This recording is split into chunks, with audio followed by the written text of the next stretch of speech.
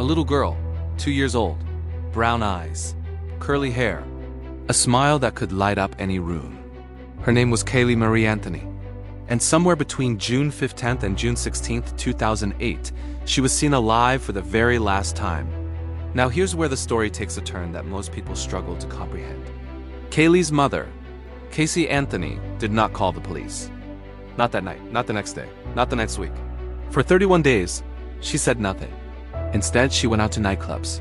She danced. She smiled. She got a tattoo that translated to the beautiful life. And when her own mother, Caylee's grandmother, finally called 911, the nightmare that had been buried for over a month began to surface.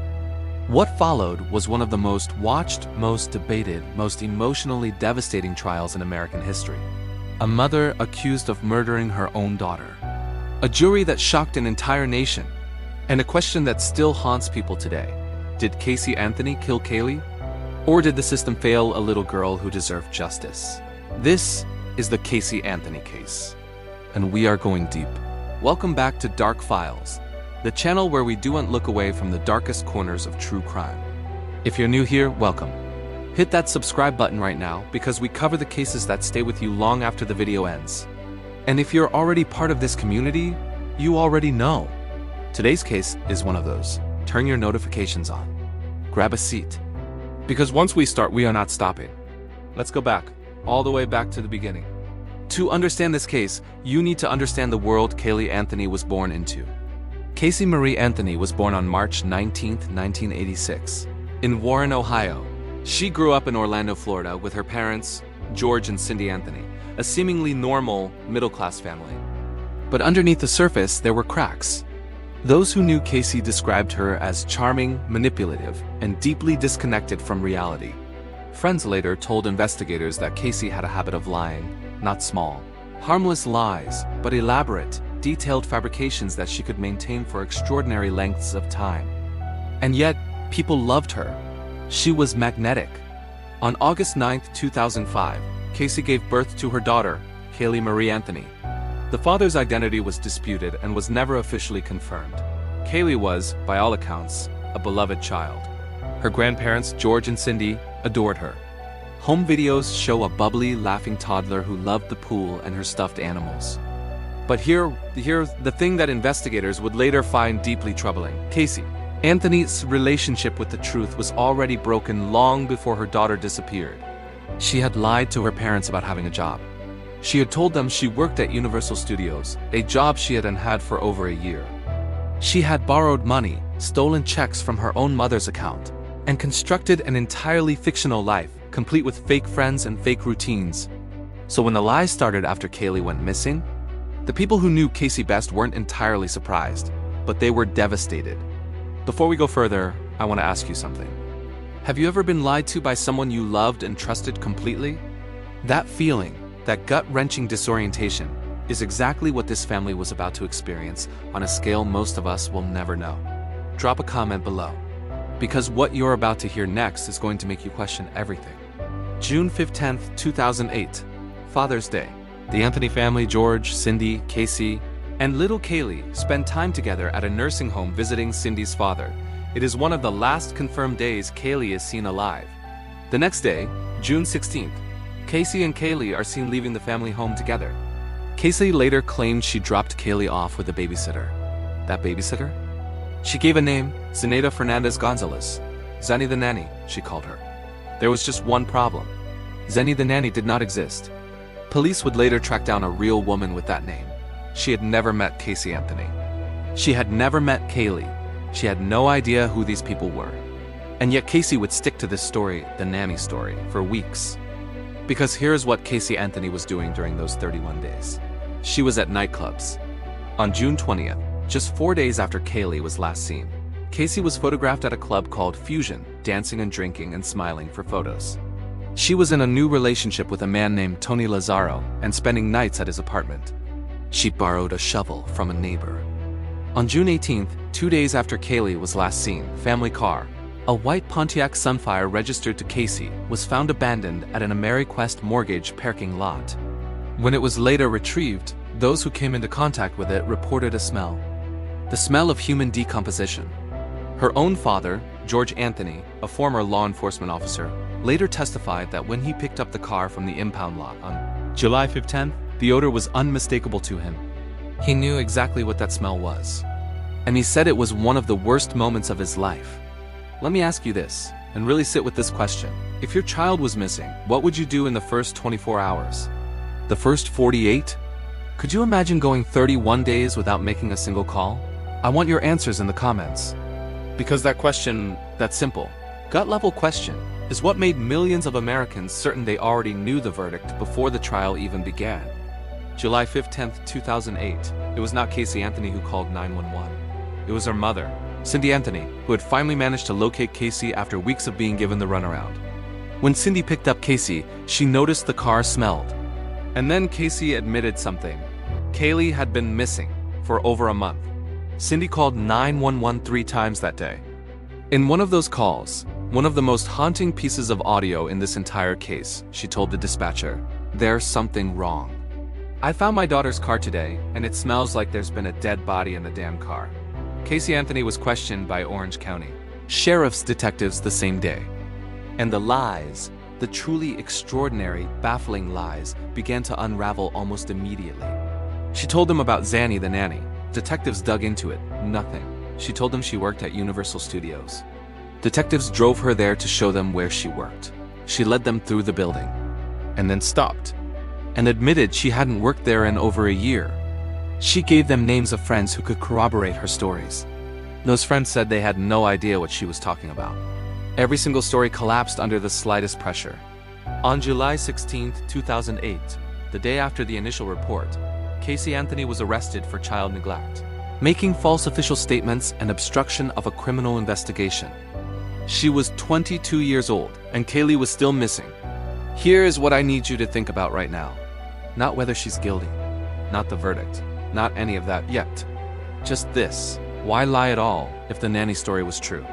If you drop your kid off with a babysitter and she goes missing, your first instinct is to call the police immediately, right? Not to go clubbing, not to get a tattoo. The prosecution would later argue that those 31 days told the whole story. The defense would argue something very different, and that's where things get complicated. For months, investigators searched. No Caylee. Then on December 11, 2008, a utility worker named Roy Crunk made a call to police while working in a wooded area less than a quarter mile from the Anthony family home on Hope Spring Drive. He had found something in the brush, a small skull, along with skeletal remains wrapped in a blanket and placed inside a laundry bag. Nearby, investigators found a piece of duct tape that had been placed over the area of the mouth on the skull, and traces of what appeared to be a heart-shaped sticker residue on that tape. Caylee Marie Anthony was identified through dental records. She was 2 years old. The medical examiner ruled the manner of death as homicide. But because of the advanced state of decomposition, the exact cause of death could not be determined. That fact, that single critical fact, would later become one of the most important elements of the defense's strategy. On October 14, 2008, Casey Anthony was charged with first-degree murder, aggravated child abuse, aggravated manslaughter of a child, and 4 counts of lying to law enforcement. The state of Florida was seeking the death penalty. The trial began on May 24, 2011, almost 3 years after Caylee was last seen alive. It was televised nationally. Millions watched. It became a cultural flashpoint.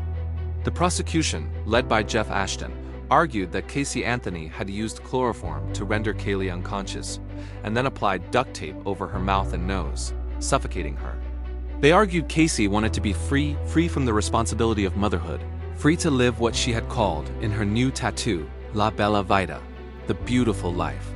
The evidence the prosecution presented was staggering. First, computer searches.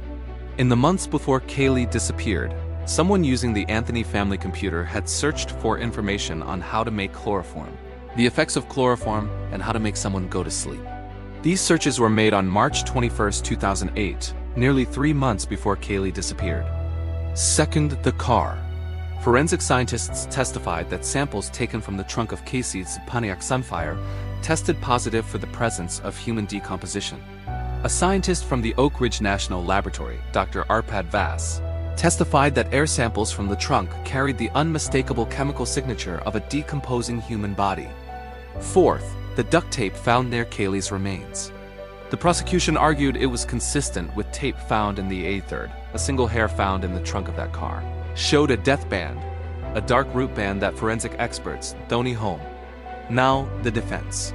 Jose Baez and his team built a case that was jaw-dropping in its claims. In his opening statement, Baez made an explosive allegation. He claimed that Caylee had accidentally drowned in the family's backyard swimming pool on June 16, 2008, and that Casey's father, George Anthony, had discovered the body and helped cover it up. He argued that Caylee's history of lying was not the behavior of a murderer, but the behavior of a deeply traumatized young woman. He alleged that Caylee had been sexually abused by her father since she was 8 years old, and that her detachment from reality was a survival mechanism born from years of trauma. George Anthony denied all of it. Now here's the question I want you to sit with as we get to the verdict.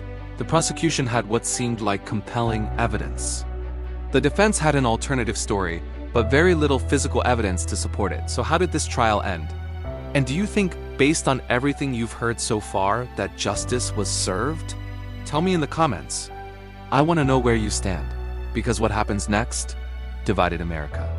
July 5, 2011, after 33 days of testimony, over 400 pieces of evidence, and more than 90 witnesses, the jury deliberated for just 10 hours and 40 minutes.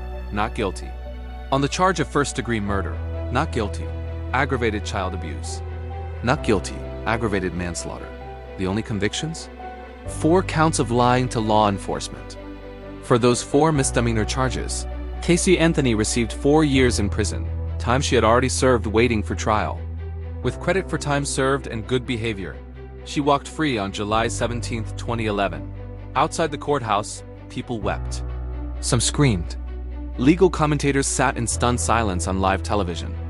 Caylee Anthony's own attorney, Jose Baez, later wrote in his memoir that he didn't think Caylee was innocent, just that the prosecution hadn't proven their case beyond a reasonable doubt. And that is the heart of it. The jury's job is not to decide if they think someone is guilty. Their job is to decide if the prosecution has proven guilt beyond a reasonable doubt. The prosecution couldn't say exactly how Caylee died. They couldn't physically place Caylee at the scene of a crime. The chloroform evidence was later partially disputed. The hair analysis had limitations. Reasonable doubt. That was the wall the prosecution couldn't break through. But here's the question that haunts this case more than any other. If Caylee Anthony didn't do it, who did? Because Caylee Anthony is dead. Somebody put her in those woods. Somebody wrapped her in a blanket. Someone who knew that child, made sure she was never found alive. And to this day, nobody has been charged. After her release, Caylee Anthony went into hiding. She received death threats and could not appear publicly without security. She has given very few interviews. In a 2017 interview with the Associated Press, she said she still doesn't know what happened to Caylee, and that she will live with that for the rest of her life. Her parents, George and Cindy Anthony, have spoken publicly over the years. The family is believed to be largely estranged. Cindy Anthony has launched a foundation in Caylee's name.